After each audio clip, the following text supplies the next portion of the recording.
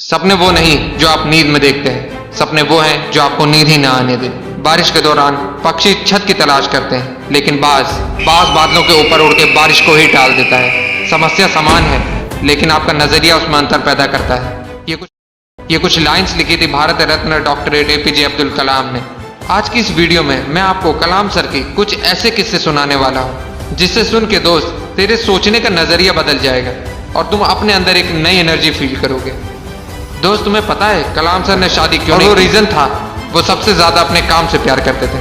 दोस्त, तुझे जान के हैरानी होगी, जिस दिन उनकी सगाई थी उस दिन भी वो काम में इतने बिजी थे कि वो अपनी सगाई तक भूल गए और उस दिन उन्होंने शादी ना करने का फैसला कर दिया।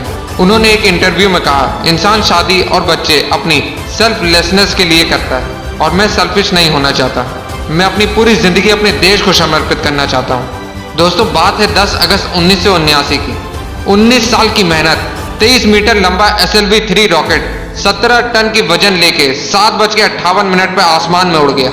ये रॉकेट 4 स्टेज में था और ये रॉकेट सिर्फ रॉकेट नहीं था, ये सपना था उन तमाम लोगों का जो इस प्रोजेक्ट में शामिल थे और इस प्रोजेक्ट के डायरेक्टर थे कलाम सर।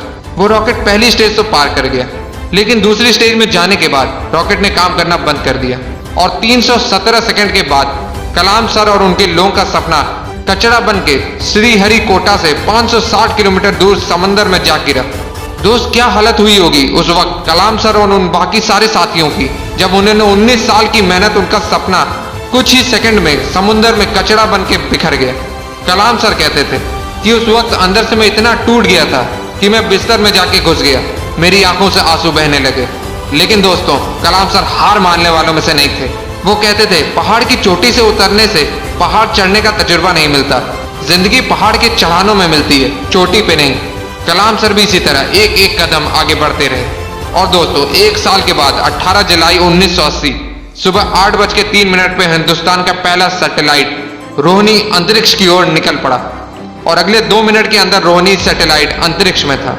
कलाम सर ने बताया कि उन्होंने उस दिन जिंदगी के सबसे अहम पल जिए, क्योंकि उस दिन उनकी 20 साल की मेहनत अंतरिक्ष में थी। दोस्त, उस दिन हमारा देश उन चंद मुल्कों में शामिल हो गया जिसके पास सैटेलाइट लॉन्च करने की ताकत थी। ये सब कुछ हो पाया एक इंसान की मेहनत, उनके नेवर गिव अप एटीट्यूड की बदौलत। दोस्त, जब कलाम सर को राष्ट्रपति चुना गया तो उनका स्वागत जोरों शोरों से किया गया। राष्ट्रपति भवन को बहुत ही खूबसूरत तरीके से सजाया गया, लेकिन ये बहुत कम लोग जानते हैं कि जब कलाम सर वहां पहुंचे तो वो बस 2 सूटकेस लेके वहां पहुंचे। एक सूटकेस में कपड़े और दूसरे सूटकेस में किताबें। इसे कहते हैं किताबों से प्यार। अगर इस वीडियो को कोई स्टूडेंट देख रहा है तो ये बात समझो कि जितना आप किताबों से प्यार करोगे उतना वो किताबें आपको बड़ा बनाती चली जाएंगी। ये किताबें ही थी जिन्होंने कलाम सर को इतना बड़ा बना दिया। दोस्त, मैंने कुछ लाइन पढ़ी थी जो कलाम सर के लिए लिखी गई है। था बंदा इस्लाम का पर वो कभी नहीं ऐठा करता था, जब भी चाहा संतों के चरणों में बैठा करता था। दोस्तों, कलाम सर ने कुछ बातें ऐसी कही थी जिसे अपने जीवन में हमेशा हमेशा के लिए उतार लेनी चाहिए।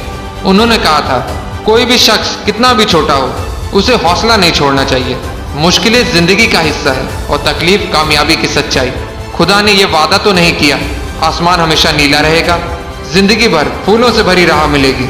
खुदा ने वादा तो नहीं किया सूरज होगा तो बादल नहीं होंगे, खुशी होगी तो गम नहीं होगा, सुकून होगा तो दर्द नहीं होगा।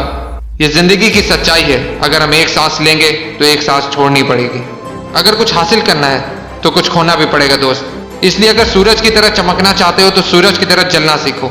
दोस्त, कलाम सर ने तो कर दिखाया, इसलिए आज भी हम कलाम सर के बारे में बात कर रहे हैं। अगर तेरे अंदर भी वो आके कुछ कर दिखाने की तो कसम खा, तू अपने सपने को पाने के लिए हर हद पार करने के लिए तैयार है। और अपने सपनों को मोटिवेशनल फ्लाइट देने के लिए चैनल को सब्सक्राइब कर लेना। जय हिंद, जय भारत।